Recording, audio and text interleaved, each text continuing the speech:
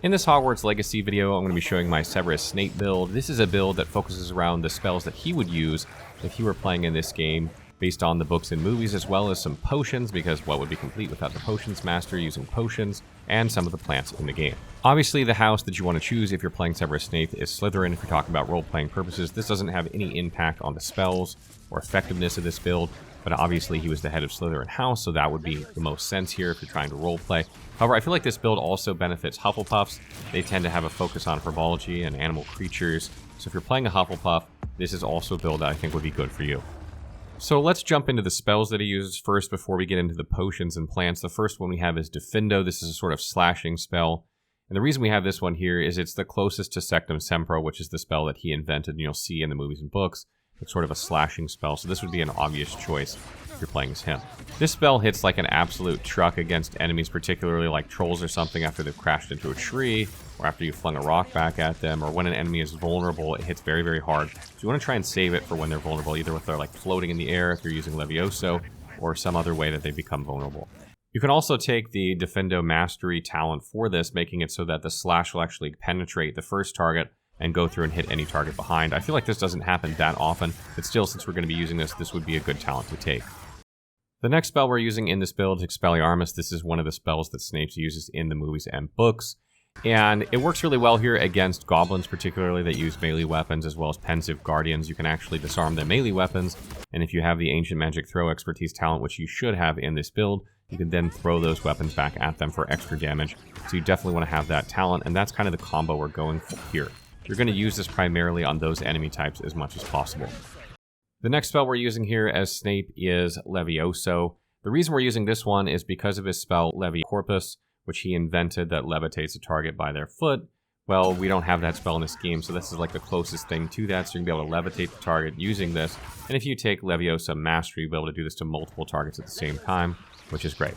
And lastly, we come to Avada Kedavra, which what Severus Snape build would be complete without this spell. This is probably the most infamous spell that he uses in the books and movies. If you don't know when he uses it, I won't spoil that for you, but it's a very important spell to him. And it sort of makes Severus Snape a little bit of a combo between a dark arts wizard and a light arts wizard between the spells that he has. He's the only build that I put together that's not like fully one way or the other. So he's somewhere in the middle, and if you want to play a build that kind of walks the middle ground, then this would be a good one for you. So now let's move into the plants and potions that we use to augment this build. We'll start with the plants first. First up is Chinese Chomping Cabbage. This throws out a Chinese Chomping Cabbage that seeks the nearest target and starts attacking them. If you don't have any herbology in your traits for your armor, it does about, at level 36, it does about 200 to 300 damage per attack, which is not very much. It takes about 5 or 6 attacks to kill a regular enemy, and if an enemy has a damage shield, it doesn't really do anything. So if you're not putting herbology traits on your equipment, it's not really worth using. But once you put herbology 3 on all of your gear, which is what we're going to do for this build, it does about 2,500 damage a chomp. That is insane. That's usually a one-shot of most regular enemies unless they have a damage shield, which it can't get through. So this is really good to throw out, and then it just goes around and seeks targets for a little bit of time and absolutely wipes them out. And you can have multiple of these out at a time. I think you can have up to 3 of them out at once.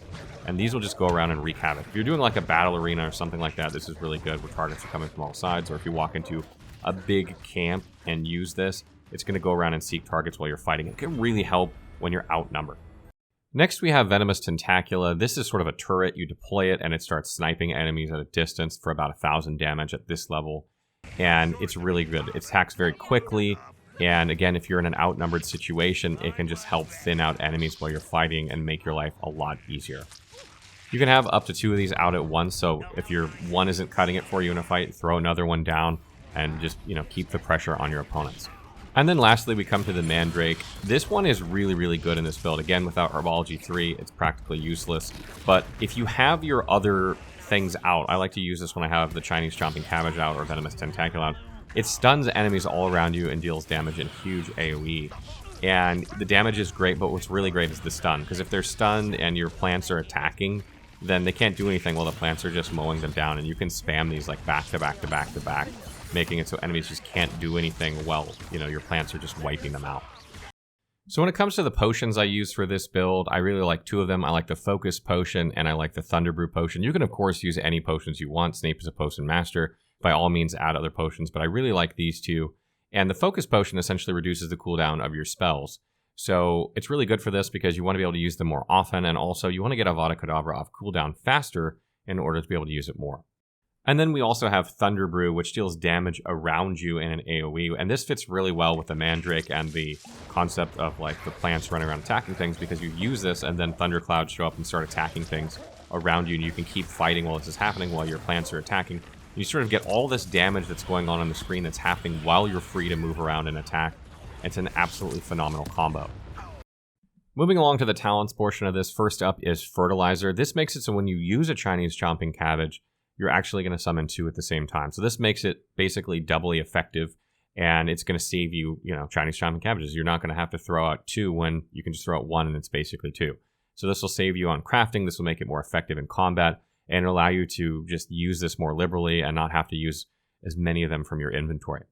Next, we have the Headache talent. This increases the damage that your Mandrake's going to do, but also the duration that enemies are stunned. This is going to give you more time for your plants and like your Thunder Brew potion to deal damage while you're standing there holding the Mandrake. So this is a very good upgrade to have. Next, we have the Thunder Brew potency. This makes it so that the range and damage of this potion is increased. That means it's going to hit more and more targets from further away. It's going to hit them harder. If you're using this potion at all, you're absolutely going to want to have this upgrade because it's just going to make it much more effective when you're using this potion. Next up, we come to Noxious. This makes it so your Venomous Tentacula deal more damage, but more importantly, they break shields. And why this is important is because if you're using Chinese Chomping Cabbage, and a lot of the enemies on the battlefield have shields, they're going to be very ineffective. But if you have a Venomous Tentacula out that's sniping their shields and breaking them, then the Chinese Chomping Cabbage can attack them when their shield is down and finish them off. So this works really, really well. This is definitely a must-have as soon as you can get it.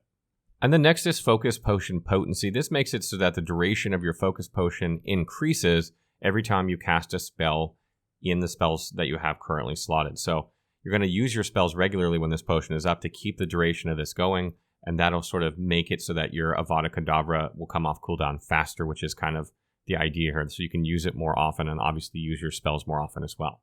Other talents that we use for this build are Stunning Curse, which basically makes it so that your Stupefy adds the curse effect when it hits an enemy, which is great. Disarm and Curse, same thing. This makes it so when you use Expelliarmus, it curses the target. Cursed targets take increased damage, so that's a no-brainer. Enduring Curse extends the duration of the cursed effect on enemies, so when you curse them with either of these, it'll last longer. Then Avada Kedavra Mastery makes it so that when you kill an enemy with Avada Kedavra, any enemy that's cursed also dies, so this kind of goes in hand with that. And then Curse Sapper makes it so that when you kill an enemy that's cursed, you heal yourself, and every little bit of healing helps. When it comes to core talents, you'll want Ancient Magic Throw expertise, as I mentioned earlier. Basic Cast Mastery is basically a must for any build. I like at least 1 spell knowledge, but probably 2 is better for this build, so you can just have more, spells on your spell bars, basically.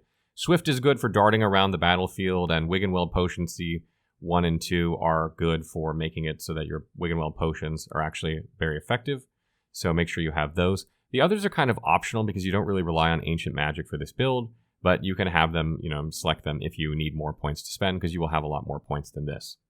And one thing I want to mention as well is that you can take stealth talents with this build. I don't feel like it fits the Snape build necessarily, but you can use plants from stealth to attack enemies. Enemies will usually come over to like where you were standing when you cast them, so make sure you move away from where you were when you cast them. But you can cast these plants from stealth that will attack enemies, and you can remain in stealth. So taking stealth talents is not bad, and you can pair a stealth build with this, where you're sneaking around using Petrificus Totalis on enemies while your plants are killing enemies at the same time if you want.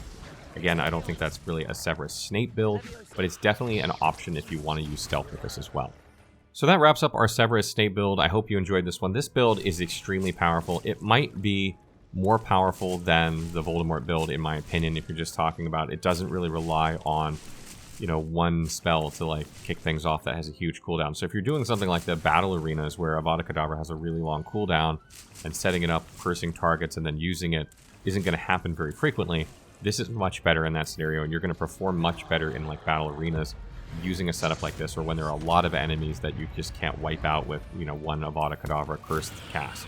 So I really, really like this build. I hope you've enjoyed our builds for this game. If you have any other builds you want to see, please let me know in the comments below. I don't know if I'm going to do any more builds for this because I don't know how many more combinations I can come up with. But if you have something you really want to see, I will try and put it together. So let me know what they are.